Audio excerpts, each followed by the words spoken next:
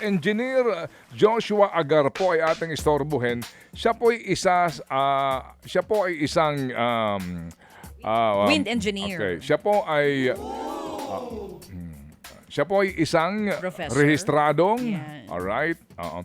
Siya po ay isang rehistrado na enhinyero. Yan. Actually, ang kanya pong pinag-aralan, una, siya po ay isang civil engineer, structural engineer, alright? At siya po ay graduate po na ang kanyang specialization ay wind engineering. Including po yung forensic sa wind analysis, etc. etc. Mahaba ito. But basically po, meron siyang na-post nga na kung gusto daw po natin ng mas maaga po at mas maayos po na forecasting para po sa mga localized scenario, particular po ito pong habagat na ito, dapat talaga daw po na mag-invest ang gobyerno dito. Yun nga po. So ating kausapin this morning si Engineer Joshua Agar. Good morning, Engineer. Good morning po. Good morning po.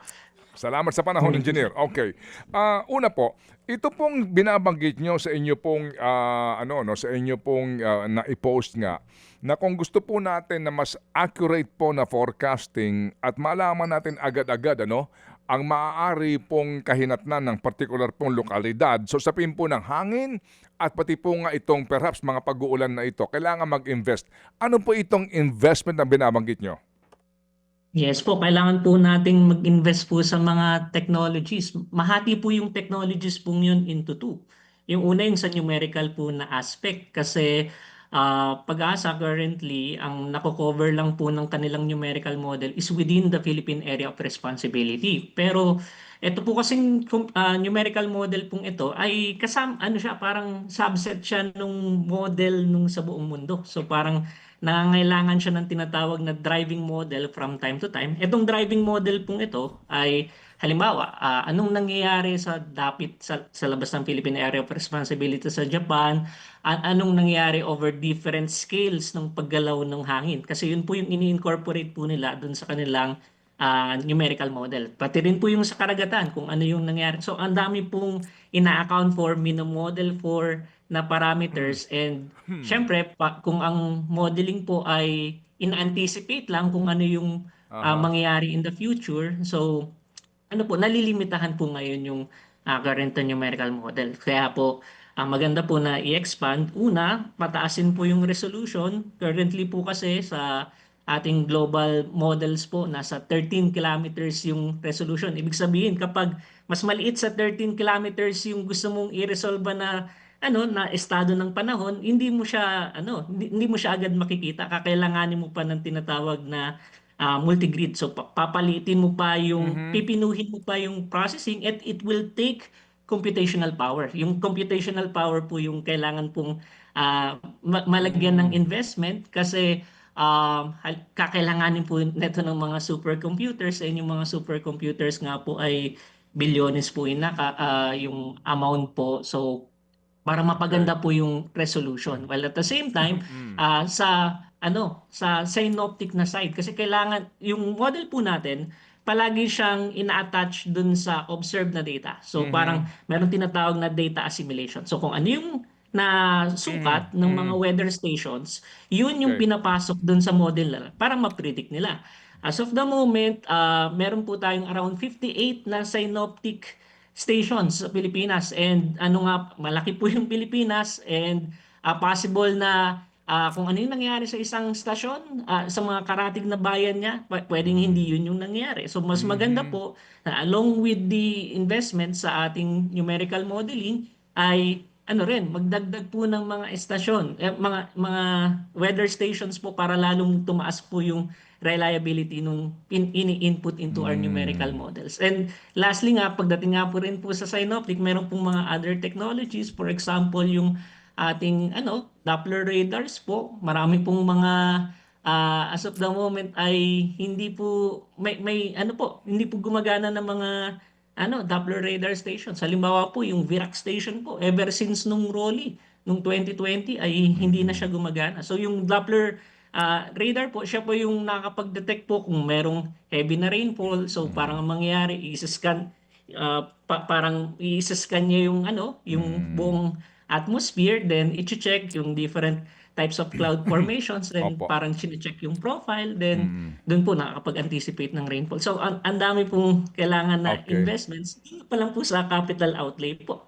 So, iba po pong Okay. usapan yung Oo, power. medyo ano ho ito, no? Nosebleed tayo dito, Tsa, Yes no? po, sorry Sa po. ganito pong mga informasyon, very technical, but we appreciate po, no, itong binabanggit nyo ng kahalagahan to invest in technology and perhaps yung pong manpower, no, na mga ngasiwa sa mga makabagong teknolohiyang ito. Ibaba natin to sa level na kauna-unawa para ho mas maganda at mas maintindihan ng ating kababayan sa punto po nung ang pagbibigay po ng forecast, no? Kasi halimbawa, ngayon, ito pong memorandum na inilabas po nitong si Ginoong Ralph Recto, Executive Secretary, dahil sa rekomendasyon ng Pag-asa na may heavy rainfall warning, today, ngayon pong araw na ito, ang dami pong region, ang daming lalawigan po, na dineklara po na walang pasok. Pero as we speak now, yung pong mga nangyayari po halimbawa dito po sa area ng Batangas, no? O kaya po sa Rizal, baka po hindi kapareho nung nangyayari ngayon sa La Union. Kasi sakop sila dito eh. So ang aking po pinupunto rito is that bakit po may mga ilang weather app na mas accurate? Halimbawa, ang forecast ng Pag-asa nung pong Sabado, nung amin nakapanayam, buong Sabado daw po hanggang Linggo, malakas ang ulan. Yan ang kanilang forecast, ano po. So kung ikaw ay nakikinig sa Pag-asa, sasabihin mo din na walang pasok bukas kasi magiging maulan. Pero kapag nag-check ka sa ilang weather app, nakalagay doon per hour, no, hourly, yung lagay ng panahon na mukhang dito, cloudy lang, meron nga pong silip ng araw, etc. And yung nga nangyari, nung Sabado po, ang ganda ng sikat ng araw sa halimbawa po Central Luzon. Bakit ang Pag-asa, ang forecast nila, magiging maulan pati Central Luzon? Ang sabi nga nila, from yellow to orange warning eh. Bakit may mga app, halimbawa, ayoko na magbanggit, na mas accurate sila? Ano ho ba yun? Yan ba sinasabi nyo na yung mga app na yon na naka-base sa Amerika, mas accurate kumpara sa atin na dito ho naka-base yung Pag-asa sa Pilipinas?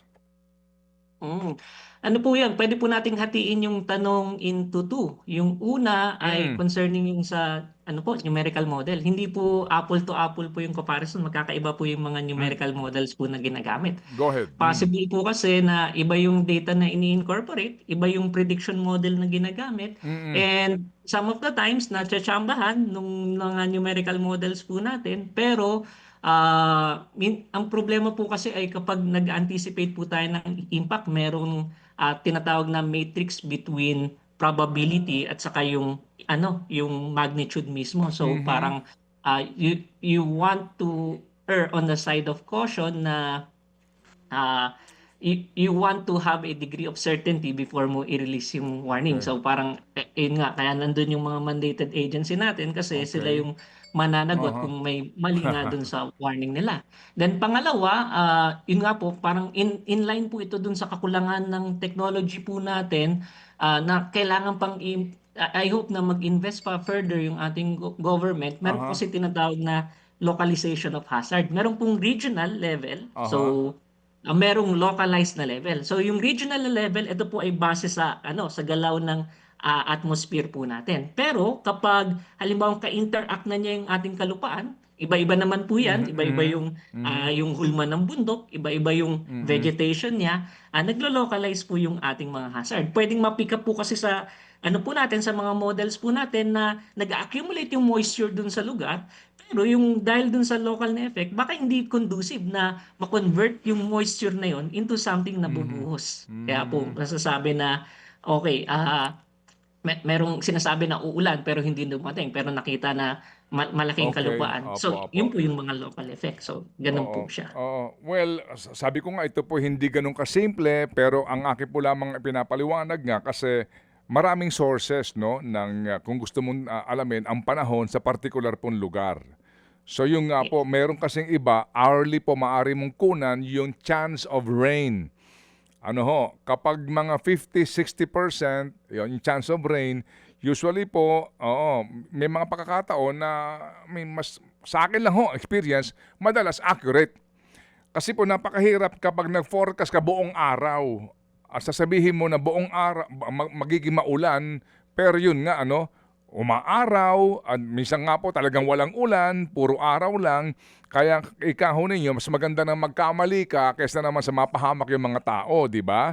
Yan pong binabanggit po ninyo. Pero yun nga, ano bang kailangan natin para mas maging accurate? Meron na ho bang mga bagong teknolohiya na yung yung forecasting mo mas maano na po yung accuracy nito, kagaya po ng ginagamit ng ibang mga bansa o ito hong mga nagbibigay po nitong mga weather forecast sa iba't ibang panig ng mundo?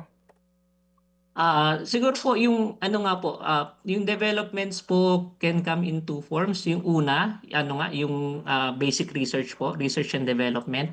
So, gusto po natin gumawa ng mga weather models na angkop po sa Pilipinas kasi ina-adapt lang po natin kung whatever was overseas at the moment. Parang ang nangyayari ay, halimbawa, yung numerical model ni Pag-asa na ginagamit sa weather model ay meron siyang nagre-rely siya on another model para makuha yung planetary boundary, tinatawag na planetary boundary conditions. Pwede kasing kung may namali dun sa assumptions ng global model sa planetary boundary condition, madamay yung nasa-simulate na Pag-asa. On the other hand, on the other side naman, parang there's an effort to translate yung weather warnings from something na information driven. So sasabihin lang, ganito kalakas yung ulan, ganito kalakas yung hangin, Opo. into something that enables yung tao to take an Okay. action. So kaya po napapansin nyo, meron ng tinatawag na impact-based forecasting po. So yung Okay. impact na po yung mini-mention, and yun nga po yung parang sa ulan po, doon po siya lumalabas doon sa yellow, orange, and red rainfall warning po. And Okay. So parang may ganun na po siya. Engineer, ako curious ako, sa iba bang mga bansa, meron ng magkalink yung weather forecasting and flood forecasting? Ginagamit naman Yes nila po. yon? Yes po, I believe naman po, hindi ko lang po alam kung ano yung nangyari kasi Opo. nandun po ako sa severe wind na part so Oo, sa oo. hangin na part. So yung ulan, meron na po kasama, hindi ko na po na madidisclose. Oo, oo. Marami pong ka-collaborate po ngayon si Pag-asa at Okay. nagka-capacity Opo. building po sila with that. Sige. Kasi even sa Kidlat, meron ngayong app, yung Kidlat, yung thunderstorm, particular po sa ilang mga lugar din, kailangan mo yung Kidlat kasi kung ang trabaho ninyo meron kayong farm, yung exposure mo doon sa sa open space. Open field. Meron na ngayong ding app na makikita mo Kung kailan siya dadaan. Oo, yung oras na merong banta ng kidlat. Yung ganong teknolohiya. Bagamat ito po'y kidlat, hindi hangin, engineer. Di ba? Sa makabago ngayong panahon, meron ng ganong mga teknolohiya Tayo kasi magsasabi lang may thunderstorm, etc. Pero wala pa talaga siyang mismong, kumbaga, hindi pa siya ganoon po ka-pinpointed ba yung binabanggit po na phenomenon. Opo. Yung forecast po kasi is probabilistic in Oo. nature. Kapag nakita na halimbawa ng ating mga Doppler radars na indicative to over ng isang cloud system na magpo-produce ng thunderstorm, doon lang po sila makapag-issue ng warning. Kasi mahirap pong parang meron nga pong side of caution, meron on the side of Opo. hysteria. So, Oo. kailangan balansehin po natin ito. Oo nga. Anyway, basta dito ang bottom line, pondohan nyo yung Pag-asa. Bottom line dito, mag-upgrade ng equipment, di po ba? Engineer, po? Pati manpower po, parang tulungan po natin yung ating mga scientists po Yeah. sa Oo. Pag-asa. Tama. Yung At trainings saka, din nila. Training, ponduhan Trainings for sila them. at bigyan po na mataas na sweldo kasi they nag-a-abroad lumilipat Nauubos na sila. Oo. Yes po, minsan yung iba project-based po, ibig sabihin walang security. So kailangan maghahanap palagi ng project para lang continuously nakakapagtrabaho. So yun po yung dilemma po ng mga scientists po natin. Mabuti pa, ikaw nasa Pilipinas pa, engineer. Opo. Nagtuturo naman po So, Oo. Professor sa Sa UPD. Okay. Sige po, salamat na marami sa inyo pong panahon, engineer. Salamat po na marami, Opo. Engineer Joshua Agar. Opo. maraming salamat po. Thank you very much.